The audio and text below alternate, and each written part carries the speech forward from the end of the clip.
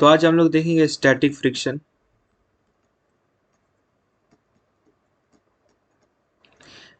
ये क्या है? एक फोर्स है। इसके पास क्या क्या होगा? मैग्नीट्यूड होगा प्लस डायरेक्शन होगा। ठीक, इसके पास क्या क्या होगा? मैग्नीट्यूड प्लस डायरेक्शन होगा। ये कब लगेगा? जब रिलेटिव मोशन ना हो ऑब्जेक्ट के बीच में। जब क्या हो? रिलेटिव मोशन नहीं हो। और एक ये क्या है? Self adjusting, self adjusting force है। सेल्फ एडजस्टिंग क्यों है भाई? तो इसको हम लोग देखेंगे। और कलर चेंज करते हैं, पहले बढ़िया से एक कलर लेते हैं फिर देखते हैं। मान लो कि एक ये हमारा टेबल है, उसके ऊपर एक 10 kg का, कितने का? एक 10 kg का बॉक्स रखा हुआ है, 10 kg का।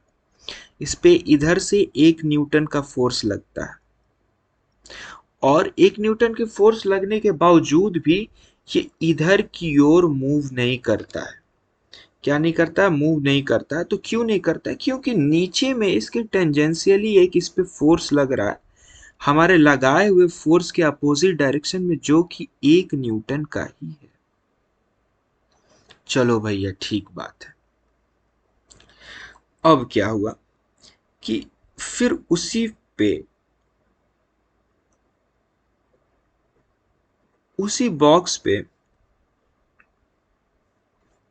फिर क्या हुआ मेरे भाई कि उसी बॉक्स पे, 10 kg के बॉक्स पे कोई 5 kg का फोर्स, 5 न्यूटन का फोर्स लगा रहा है। ठीक, 5 न्यूटन का फोर्स लगा रहा है। तो नीचे में ये फिर मूव नहीं कर रहा है इधर की ओर, फिर ये मूव नहीं कर रहा है। क्यों नहीं मूव कर रहा है? क्योंकि यहाँ पे एक फ्रिक्शन लग रहा है नीचे में, जो कि 5 न्यूटन का ही है। फ्रिक्शन फोर्स लग रहा है जो कि 5 न्यूटन का ही है, इसलिए ये नहीं मूव कर रहा है। समझे? तो ये एक एक बार 1 न्यूटन का लगा, दूसरी बार 5 न्यूटन का लग रहा है। जैसे जैसे सिनेरियो चेंज होते जा रहा है, वैसे वैसे हमारा फोर्स का जो मैग्नीट्यूड है वो भी चेंज होते जा रहा है एज पर सिनेरियो, यानी कि हमारा लगाया हुआ फोर्स कितना है। ठीक, तो इसके कारण इसको बोल सकते हैं हम लोग क्या, कि एक ये सेल्फ एडजस्टिंग फोर्स है। क्या है? सेल्फ एडजस्टिंग फोर्स है। चलो भैया, ठीक बात। अब आगे देखते हैं, आ जाओ। सेल्फ एडजस्टिंग फोर्स है। अच्छा, अब देखो, मान लो एक ये बॉक्स है 10 kg का। इस पर तुम केस लेते हैं हम लोग। क्या लेते हैं? केस 1।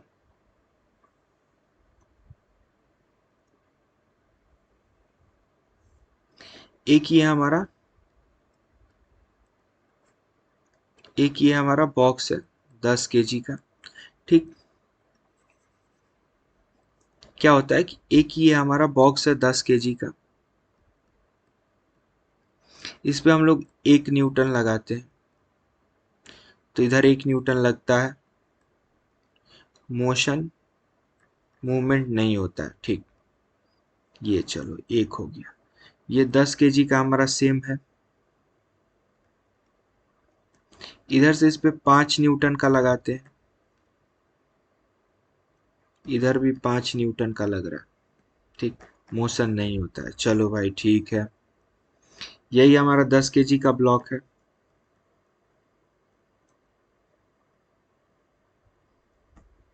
दस के इधर से हम लोग इस पे 9 न्यूटन का लगाते हैं। ठीक, तो ये टेंडेंसी में आ जाता है मूव होने का।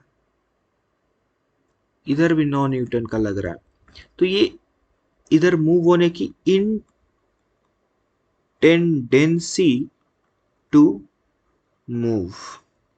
क्या हुआ यहाँ पे? इस केस में क्या हुआ कि ये टेंडेंसी में आ गया मूव करने का। हाँ, तो कितने न्यूटन पे? 9 न्यूटन पे। तो 9 न्यूटन के बाद यदि हम कोई फोर्स इस पे लगाएंगे तो ये मूव करने लग जाएगा। क्या लगाएंगे? 9 न्यूटन के बाद इस पे हम कोई फोर्स लगाएंगे तो ये मूव करने लग जाएगा, इसके अंदर एक्सेलरेशन आ जाएगी। ठीक, अब ये मैक्सिमम फोर्स है जिसको कि ये झेल सकता है। 9 न्यूटन इस बॉक्स का, एक हम लोग एग्जांपल ले रहे हैं, इस बॉक्स का मैक्सिमम फ्रिक्शन फोर्स है स्टैटिक, जिसको कि ये झेल सकता है। इससे ऊपर यदि हम लगाते हैं तो ये मोशन में आ जाएगा। अच्छा भैया समझ गया, ये सेल्फ एडजस्ट करते करते थक गया, अब इसकी इतनी ही औकात है, इतना ही झेल सकता है। तो इसको क्या बोलेंगे हम लोग? द अपर लिमिट, अपर, जिसका कि जितना की औकात हो उसको झेलने का, upper limit, limit of static friction को क्या बोलेंगे? Limiting friction.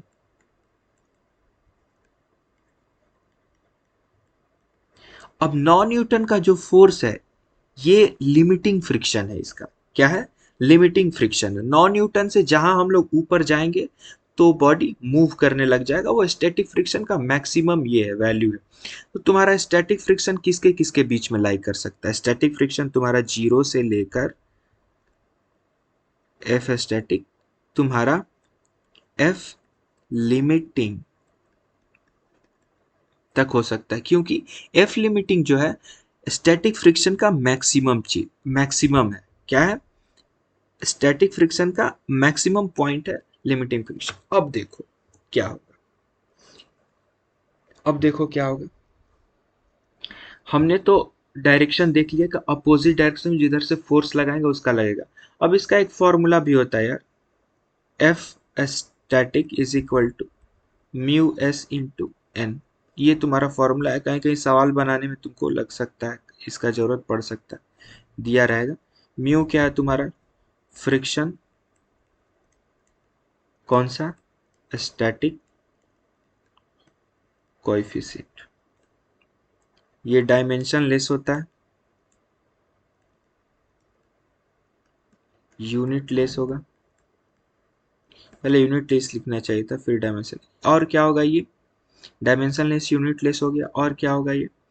तो इसमें क्या होगा कि ये नेचर ऑफ मटेरियल भी बताएगा, nature of material in contact, ये भी ये बताएगा। क्या बताएगा? Nature of material in contact, ये भी एक बताएगा।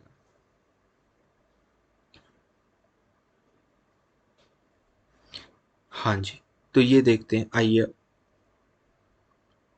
Nature of material in contact. अब मान लो, अब इसको, इसके ग्राफ को देखते हैं,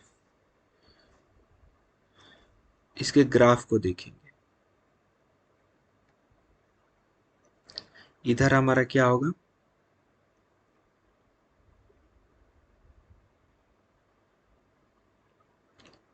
इधर हमारा फोर्स, इधर फ्रिक्शन।